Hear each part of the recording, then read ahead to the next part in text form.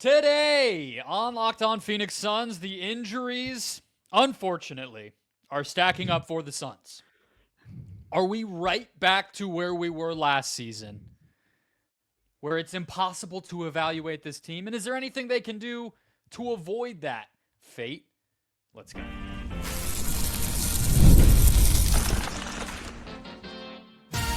You are Locked On Suns, your daily Phoenix Suns podcast. Part of the Locked On Podcast Network, your team every day. Welcome back into Locked On Suns. I'm Brendon, Kleen, a staff writer at Awful Announcing and a credentialed Suns media member. Thank you for making Locked On Suns your first listen here on this Friday, closing out your week. Don't forget, Locked On Suns, free and available on all platforms, including YouTube. So click that follow or subscribe button and do what thousands of other Suns fans have already done. Become an everydayer and get locked on to the Phoenix Suns right here each and every day. Today's episode is brought to you by the FanDuel Sportsbook. Start the season with a big return on FanDuel, where new customers can place a $5 bet and get started with $150 in bonus bets if you win. Visit FanDuel.com to get started. Joining me, as always, from the Wild West Valley, my fellow Suns credentialed media member. How are we feeling on this Friday, Ben Garcia? I'm all right. We potentially have a game tomorrow against the Thunder where we could potentially not see Bradley Beal and Kevin Durant. They're already not playing, but Jusuf, Nurkic, and Grayson Allen. So I don't know what you're doing tomorrow night, but the Suns might need you in Oklahoma City to play some point guard, because that is about as thin as the Suns are becoming. I don't know if you've ever seen Like Mike. You're going to have to be Calvin Cambridge walking out there and get your Michael Jordan shoes on and play. It is a good thing. I'm not going to take you up on that offer. And it's a good thing that being here on my couch, I have the Tyson Paul fight to flip over to if I can't bear whatever shenanigans are destined for the Suns here. But we're going to dive into these injuries and try not to just be doom and gloom and dread and everything else, or just, what's this timeline? What's that timeline? But we obviously have to address the elephant in the room. And I think where we need to start, Ben, is a point that you made as we were prepping of, if we rewind, to about this time last year, I think Booker was actually back from injury number 1 already at this point, but Beal was still in and out, and, we're not even able to really know what these role players are capable of and everything else, and it just very quickly added up to, what is this team, right? So fortunately, this year the Suns have that cushion where they were 9-1 and they're 8-1 and 9-2, 9-3, whatever, and are able to not be so sweating the standing side of this. But what can we even glean from this team? Like, what do we even look at this team and try to learn right now? What can this team learn about itself as all of this is coming down on it, Ben? So I think the only thing you can really learn from this next, let's call it 8-game experience where they're just in a death row of teams that they're going to play. What's really sucks about this is a lot of these games are against Western Conference teams. So Sacramento, the Thunder, these are tiebreakers that might come down to the end of the season. So it's not great timing. You kind of wish this was a softer spot in their schedule, but this team, man, with all these injuries, this is what happened last season, but I am not going to fall for it again this season. I talked about this on the air when I was still at Fox Sports 910, which was a lot of it's okay because the Suns aren't playing very well right now because this isn't their team.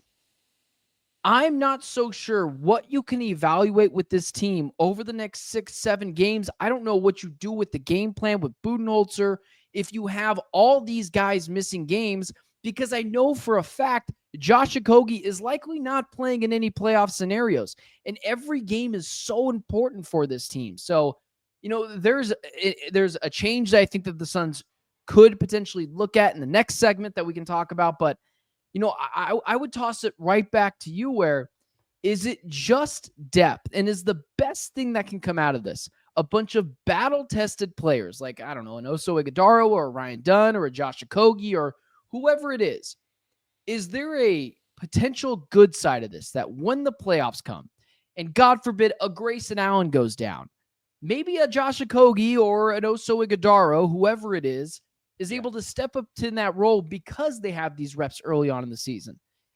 Is that a decent way of looking at it? Or is it just same thing, different year?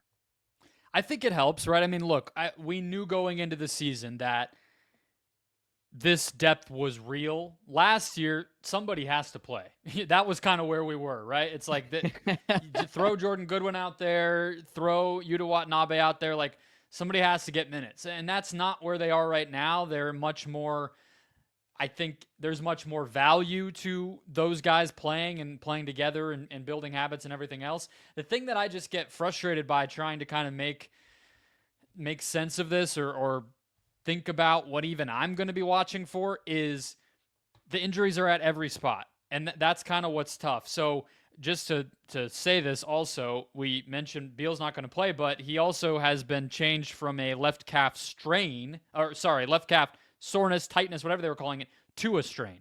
And Nurkic went from soreness and whatever else to a fully diagnosed sprain on that left ankle. Now, Grayson Allen, probably the most likely to play on Friday, if I were to guess, and probably the guy who will be coming back the soonest. It's just called right hamstring soreness for right now. Although, if on Monday that became some kind of strain or something too, what would any of us right be leg surprised? amputated? But, yeah, who knows? But so it's just everywhere. It's at all the positions. So, part of me is like, actually, we kind of knew the Suns had a three-headed monster at center. Maybe it's nice that you could kind of evaluate that. But if Nurkic is going to miss time or he keeps having this, he leaves at halftime, then on Wednesday night he plays but hardly any minutes, it's like that you can't really do that. And, it's, I guess one I would say is that Booker gets to maybe, we were debating if we wanted to dive into this, but he's in this slump. He's in this weird stretch.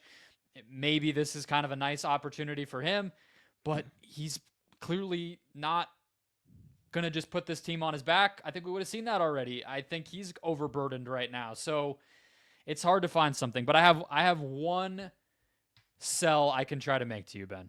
One thing that I think we could come out of this feeling better about with the Suns. Tyus Jones. Tyus Jones is getting an opportunity to get reps running this team and running this offense and bringing the value of a point guard, of making everybody else better and getting that 3-point volume where the Suns want it, getting the pace where they want it. Booker and him can develop some chemistry. That's the one thing I feel like we might be able to keep monitoring here, other than just please win some games, right? Yeah, I kind of agree with the Tyus Jones thing, but let me just kind of push back on that a little bit. The reason why I say, you could say anyone, but really any guys in the starting lineup that are going to be integral pieces to the playoff run, I worry about them getting too used to another position, not another position, but too used to another role. Tyus Jones' role on this team, which is why we could circle back to how do you evaluate this team? And Tyus Jones' role in this team is to not hit a bunch of threes, not hit a bunch of jumpers, get in the lane, get messy, get to the foul line. His job is to be the designated captain of the court, be able to get the guys open, make shots a little bit easier. A lot of threes, actually. I think that is it. Yeah. Even with Beal and Kevin Durant on the floor. Well, yeah, when we were watching the Big Three play with him, he was putting them up. I mean, we talked all the time about being off ball, so I think his role might be similar during this stretch. What if there's no Nurk? What if you're playing without a big man? What if you're playing with just Plumlee? Because with Nurkic, he's spreading out the floor. He's the stretch five in the loosest of terms. Can you really get into the same flow or get into some bad habits with potentially Mason Plumlee? That's what I worry about, where when you don't have those like-minded guys on the floor, that you could get ease into a bad role in this team that he's not supposed to be playing, that is not necessarily his fault. So that's kind of where I land with it. I think the role will be the same. I get what you're saying. Maybe he's going to be, a little bit more involved, higher usage, more touches, whatever you want to say. But, and it's not going to be perfect. I mean, he's not obviously the point guard, building chemistry, building, comfort with the best players on the team. Well, they're not in there. So, you're preaching to the choir. It's not like I think it's going to be great, but I guess it's just the one thing I can find where we wanted Tyus Jones to come in, establish himself as an on-court leader of this team, build habits, get a style and an identity put into place, and he can still be doing that even if the kind of faces around him are different. Any other thing you feel like is even possible to learn? I am literally writing down things as we talk. The evaluating thing, I'm not so sure, but I am ready for you to tease us into the next segment because I've got a few different ideas that the Suns could use to potentially, I don't know, just spice things up a little bit. So I'll let you do that. Well, you just did it. How can the Suns figure this out? Is there any solution? Is there any change in sight looking back to when these guys do come back? Can they avoid this whole season becoming like last season by nipping it in the bud right now? We'll break it down next. First, today's show is brought to you by Robinhood. With Robinhood Gold, you don't need a silver spoon to eat up the financial favors of the 1%. Robinhood Gold allows others to get the rates and perks usually reserved for the high society. Now, the resourceful individual with Robinhood Gold can earn the very liberal rate of 4.25% APY on uninvested cash and be rewarded with a handsome 3% retirement boost on IRA account contributions. Robinhood Gold provides the privileges of a high net worth for any net worth. These generous benefits are now available for only $5 per month. The new gold standard is here with Robinhood Gold. Sign up at robinhood.com/gold. Terms apply. For specific product disclosures, visit robinhood.com/gold. Investing involves risk. Rate may change. Gold membership is offered by Robinhood Gold, LLC. All right, Ben, let's keep it rolling. What do you got for us as far as how the Suns can maybe, you said, spice things up? Spice things up a little bit. Their approach as we roll on with this season and the injury bug has already bitten them so hard? I think, okay, this is if we have all four of those guys out. Potentially even just maybe Nurkic out and Grayson Allen. But I've got a few ideas. And I'll get to my biggest one last because I think that one's going to be a touchy subject. But I've got an idea for you. As you were talking, as we were kind of discussing Tyus Jones, Plumlee, Nurkic, if you're going to evaluate the Suns and you really want to change it up and try to figure out what exactly you have in these guys and you're potentially going to lose a couple of games, you might as well get something out of it. We know what Mason Plumlee is. He's been in the league since, I think you said yesterday, 2013. We can plug and play him, and we know what we're going to get. Is there an opportunity where you just start both of the young guys, especially against a Thunder team that is particularly small? I'm not just talking about Ryan Dunn. Could you start Oso Ighodaro in potentially some of these games where it works to see, hey, maybe Ben is wrong. Maybe there's more here to Oso Ighodaro. That is my first thought. What do you think of Oso Ighodaro being in the starting lineup over Mason Plumlee, strictly just to continue to see what you have in him? That, I think, changes things up a little bit. Maybe you got something more there.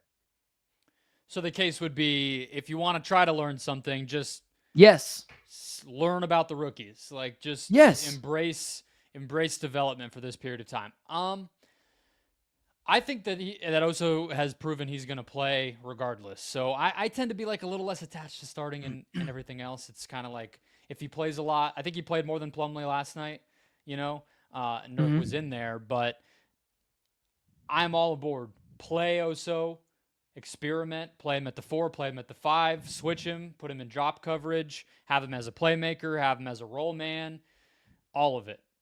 Let him shoot threes. Take the training wheels off. No, let's not do that. Everything else is yes, but and I agree against the Thunder, it's a perfect opportunity for him. Magic less so. And probably Knicks less so. But other than that, I mean, yeah, I think I'm all for it, and I think they will. And Dunn's already starting, so they're kind of already leaning into that. Well, my idea is more so if we're going to lose these games, this is going to lead into my second thing. If you're going to lose these games, you might as well get something out of it, a consolation prize, if you will. And I'm thinking, lean into these young guys, see what you have, knowing darn good and well I can go back to the Mason Plumlee, Josh Okogie well whenever I want and get exactly what I know I'll get out of them.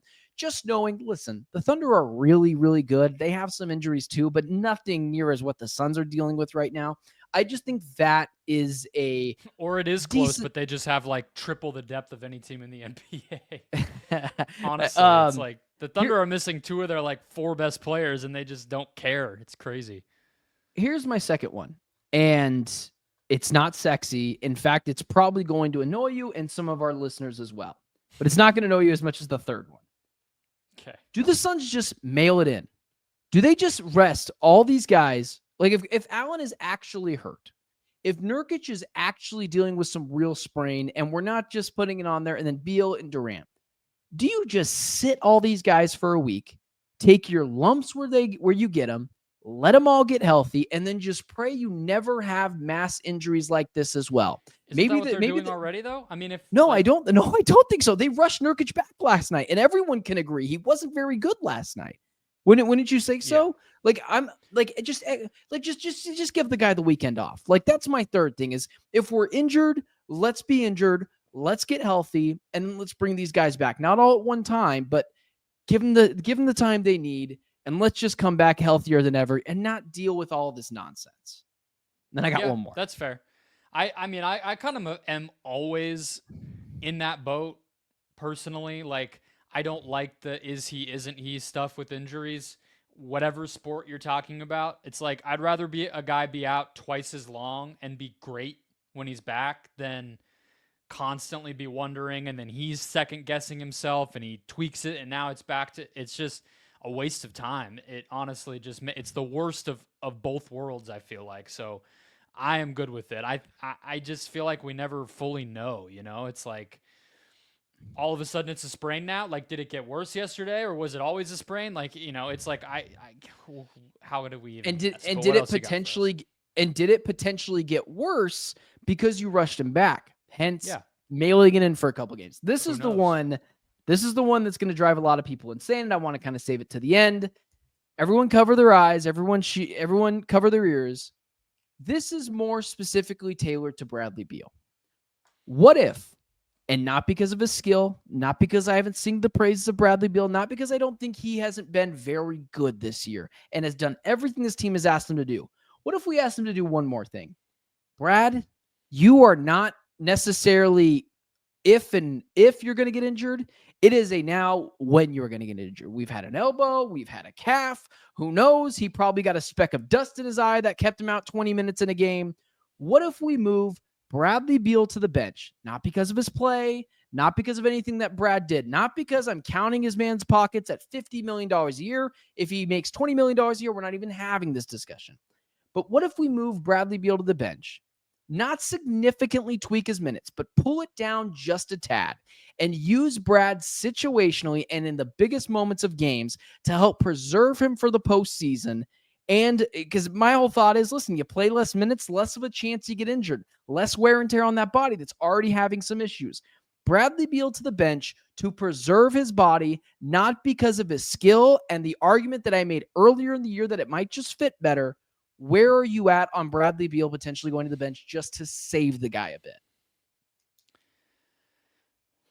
I think that the way that both the Wizards and the Suns have been handling him for the past several years since the injuries really started to pile up is already pretty tender and patient and cautious. And so, you know, there were seasons where Beal, like, part of the case I made or like the question I was asking when he got traded here was like, is it really as bad of an injury history as it looks like? Because he's on a tanking team. They had an incentive to basically bench him whenever he got this or that. And I think living it, no, it was real. That's just how his body is at this point. And, you know, you had mentioned before we hit record and we were kind of mapping this out, like, what about like more of an official load management, the way that, you know, like we see with Kawhi or Zion or something. And I kind of like that more, but then again, I come back to, I basically think that they've been load managing him already.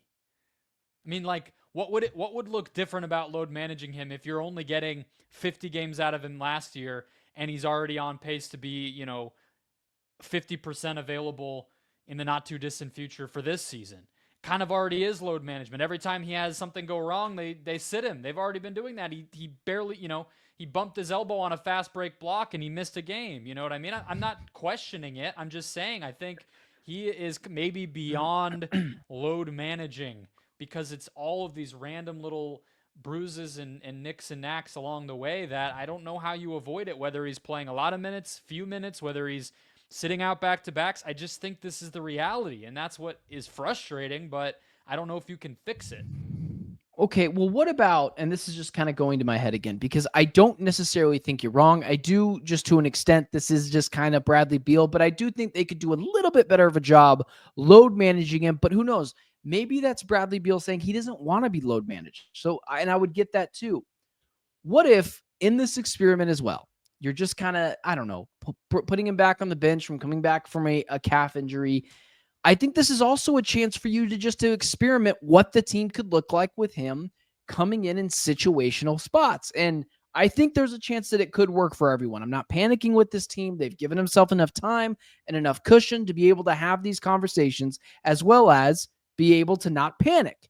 So that's what I wonder with Bradley Beal is I get that he was load managed before with the Wizards, but I think that was more so just them keeping him out. I do think there is a happy medium of, is it as bad as they say they are? And just a little bit of rotten luck. And I just feel like if you shrunk that time, there's a little less of a chance for some rotten luck. But that's where I'm at on the Bradley Beal thing is it might suit him best. Although I understand it's not a perfect scenario for anyone. I'm not banging the table for it to happen like I was earlier in the year. One version of load management that we don't really talk about is just minutes in general. And so I think I hear you there. Even if they don't go so far as to make him a bench player or anything like that, I think we can all agree that 39 minutes a game for KD, 37 for Book, and 35 for Brad is not sustainable over the course of a regular season. It's easy to say in hindsight, oh, Bud shouldn't have done that once they all start to get hurt. But I think Suns fans' eyebrows were already kind of raised when this was happening, even amid the wins, and they were healthy and everything else. That's just, for a team that's this deep, it's riding your best guys way, way, way too much, considering that they are on the older side and have injury histories and everything else. That is kind of a Bud thing, though. If I remember correctly, he rode Giannis into the ground for years.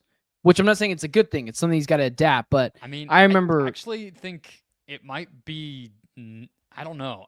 I think of him as kind of being the opposite, right? I mean, remember we had all those Giannis coming out early in the first quarter, and Bud kind of became known for that and sort of managing within games. I mean, I'm looking the year that they made the finals. Giannis and Chris Middleton were both at 33 minutes a game. Brook Lopez was 27. So.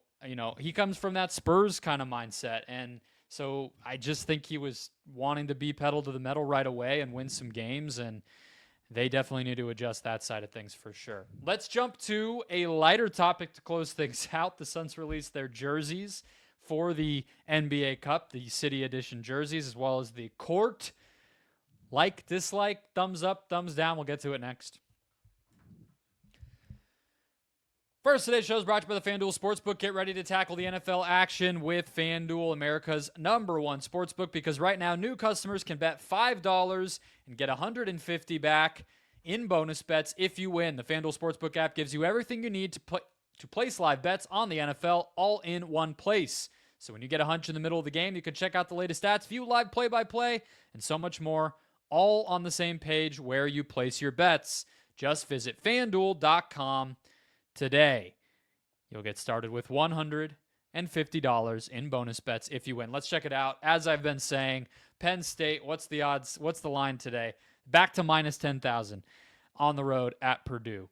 Bet Penn State, nab the W, and then have some fun elsewhere. Whether that's, maybe betting against the Suns here for a little while if you're not feeling too confident. Cardinals back next week. Maybe you get back on the train there. Or you just do stuff that has nothing to do with the local teams because you're super smart, unlike me, and you don't have to just bet on stuff that you know because you know it all. Either way, it's all at FanDuel.com. Never waste a hunch. Make every moment more with FanDuel, an official sportsbook partner of the NFL. Closing out the show. All right. So, Ben, you got an early look at these Yeah. Valley jerseys, part 2, and I I think sent Suns them to fans you. had a Suns fans had a hunch of what was coming. There were some mock-ups and leaks and everything else that were already out, but they officially come out today. What were your thoughts? It's an homage to the 1995 All-Star Game. Book had a shoe colorway that was kind of in this mold. It's a big moment in Suns history to have that All-Star Game and everything else, kind of some desert, some cowboy, whatever. But did it get the job done? Why didn't they just do the All-Star game from, I think it was 92, right? It was 92 when that happened, 93? I think Whatever. 95. Why didn't they just take that exact concept and put it on a Suns jersey? That's what they did with the Hardwood Classics a couple years ago. Why did they have to try to make everything look super different? Because in the process, it looks terrible. I hate the jerseys. I am willing to let it kind of drench over me and potentially I change my mind. It's a little bit better. I am definitely a jersey guy. It drives me a little insane that not every team has the same colors in Phoenix like they do in Pittsburgh. I feel like that would be a cool thing to do, but it's awful. Like it is. I have tried to squint my eyes, tilt my head, and really try to convince they're awful. Like they are terrible. Why didn't they just do the Valley, but in a different color? Like, why don't they just make them white or make them just completely purple? Like, please tell me that you have a fonder view of them. Was it worse or better when I sent it to you? Was it? I have it on the screen right now. That's a very bad little throw up on there, but I downloaded it while you were talking, so I'll just throw it up right there. But look, I don't have any sort of grand theory on why they did this or any sort of positive take here. I'm sorry. I feel like the Suns have hit pretty close to 1,000 on these. I think that the original Valley was great. The teal native jerseys were great. And the El Valle jerseys were pretty darn good, Those too. are cool. So, a lot of other cities have had some pretty rough jerseys every year. So I can't complain too much. But I don't know. I don't understand. I like the font clash is very awkward to me. My wife said she likes the trim along the sides, which I'm like, okay, fair. The green trim? The smallest. Yeah, that's the I smallest actually do like part that of it. too. I like that too. So, and then like kind of the zigzag orange on the ribbing or whatever. But yeah, I've never loved the Western. They used it in a jersey a few years ago back when they still sucked, and it was not great. I like that one. The white one? The white one? I didn't like that.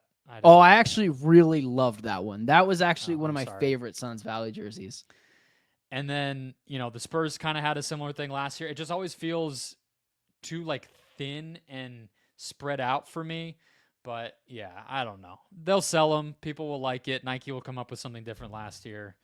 Is Nike running out of ideas? Have you seen some of the other ones? They're terrible. They're been running out of ideas since they took this over. I don't think they ever had ideas. They ruined NBA jerseys.